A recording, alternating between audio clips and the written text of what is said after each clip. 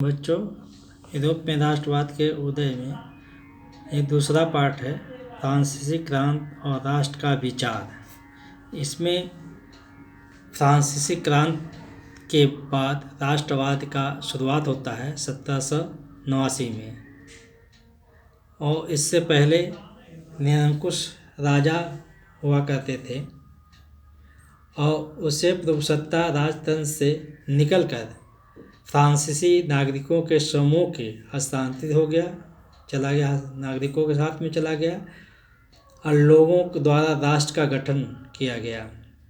ठीक, और उसके बाद सामूहिक पहचान की भावना पैदा हो गई। अब पितृभूमि और नागरिक जैसे विचारों ने एक संयुक्त समुदाय के विचार पर बल दिया गया। ठीक, और इसमें संविधान के अंतर्गत समान अधिकार सभी को प्राप्त किया और उसी संविधान के तहत सबको एक झंडे के तले, एक झंडा जिसे तिरंगा कहा जाता है, वो हमारे यहाँ भी है तिरंगे की झंडा। उस तिरंगे के सभी लोग चुनाव किए और वहीं जो है नेशनल असेंबली जो बनाई गई और एसोसिएशन जनरल का नाम बदल के नेशनल असेंबली बनाया गया। ठीक, झंडा तो आपको चुनाव कर ही लिए शासक, और केंद्रीय प्रशासनिक व्यवस्था लागू की गई। यानी केंद्रीय मतलब एक ही शासन के साथ सबको समान अधिकार दिया गया। और जब स्वतंत्रता मिल गई, प्रजातंत्र लागू हो गया, जो शहीद हुए थे उन शहीदों की स्तुति की गई, उनका गुणगान किया गया। ठीक, और अब आंतरिक आयात और निर्यात शुल्क समाप्त कर दिए गए और भार या नापने के एक समान व्यवस्था लागू की गई। भार और नाप, जैसे फ्रांस में एक स्थान से दूसरे तक नाप और भार में अंतर आता था और सबको समान कर दिया गया।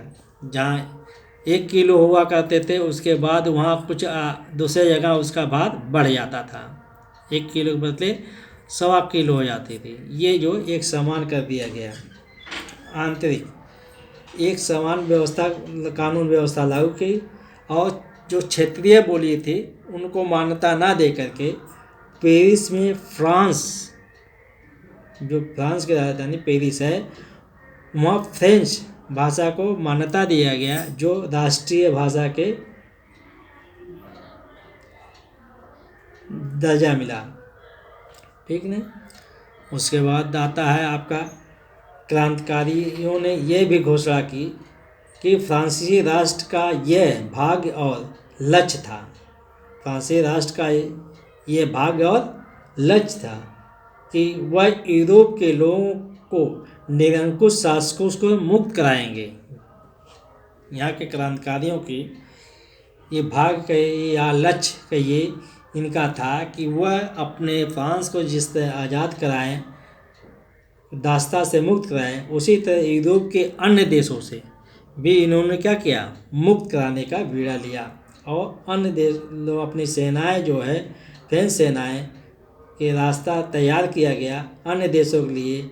जैसे 1790 में दशक में हॉलैंड, बेल्जियम, स्विट्जरलैंड, इटली में घुस गए और क्रांतिकारी युद्ध के शुरू होने के साथ ही फ्रांसीसी सेनाएं राष्ट्रवाद के विचार को विदेश में ले जाने लगे। जैसे रास्ता साफ हो गया, आप देख लीजिए नक्शे में,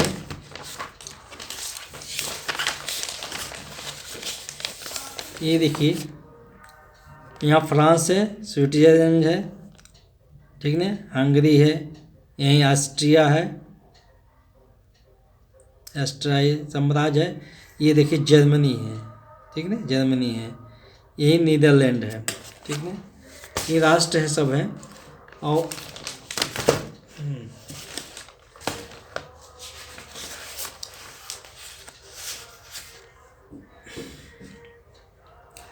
यूरोप में अन्य राष्ट्रों का गठन किया गया और उनकी मदद की गई। इसके बाद नेपोलियन का उदय होता है। नेपोलियन आता है, सम्राट होता है। ये नेपोलियन है, ये एक बहुत महान था, योग्य था। ये एक सैनिक था। अपनी योग्यता के बल पर ये सेना के प्रमुख पद पर आसीन हो गया। 24 अपनी योग्यता के बल पर 24 वर्ष की आयु में ये जो है सेना का प्रमुख बन गया, मतलब सेनापति बन गया। सेना का प्रमुख मतलब सेनापति बन गया, ठीक है। और उसका जन्म 15 अगस्त 1769 में होता है। उसने कई युद्ध लड़े, फ्रांसीसी सेना की जीत दिलाई और अपार लोकप्रियता हासिल कर ली। उसने पीछे मुड़कर नहीं देखा और फ्रांस की शासन हथिया लिया। वो फ्रांस के शासन व्यवस्था को हथिया लिया। वो बन गया, वो प्रमुख बन गया फ्रांस का। और वह जब आता है नेपोलियन जब आता है, नेपोलियन के फ्रांस में राजतंत्र वापस ले आता है, राजतंत्र कायम करता है और राजतंत्र वापस ले आता है, प्रजातंत्र को नष्ट कर देता है। यहीं से जब नष्ट कर देता है तो नेपोलियन 1804 में नागरिक संहिता तैयार करता है। इसको नेपोलियन की संहिता भी कहते हैं। नेपोलियन संहिता, नागरिक संहिता को नेपोलियन संहिता भी कहा जाता है। और इसने सारी व्यवस्थाएं जो थी प्रजातंत्र की, वो सबको समान कर दिया। प्रशासनिक क्षेत्र में उसने क्रांतिकारी सिद्धांतों का समावेश किया, ठीक। जन पर आधारित विशेषाधिकार समाप्त कर दिया। जो पैतृक जनजात होती है हमारे यहाँ, जो जिस तरह व्यवस्थाएं हैं उसी जनजात व्यवस्था को समाप्त कर दिया है ना। वर्ण व्यवस्था की तरह थे। और जैसे डच, गण, स्विट्जरलैंड, जर्मनी, नेपोलियन ने प्रशासनिक विभाजनों को सरल बना दिया। असमानती व्यवस्था को ख़त्म किया। किसानों को भू दास्तों जागीरदारी शुल्कों से मुक्त किया। शहरों में कारीगरों को शहरी संघों के नियंत्रण को हटा दिया। जो संघ होते थे उनके नियंत्रण में रहते थे मजदूर, उनको हटा दिया। यातायात संचार व्यवस्था का सुधार किया। किसानों, कारीगरों, मजदूरों, नए उद्योगपतियों को नई मिली आज़ादी उन्होंने चखी। एक समान कानून व्यवस्था के तहत लोग सांस लेने लगे। जो आपके भार, नाप और राष्ट्रीय मुद्रा में से एक इलाके से दूसरे इलाके में वस्तुओं को पूंजी का आवागमन सहूलियत मिला, ठीक है। और इसी में किसानों को भूदास्ता जागीरदारी शुल्क से मुक्त किया गया।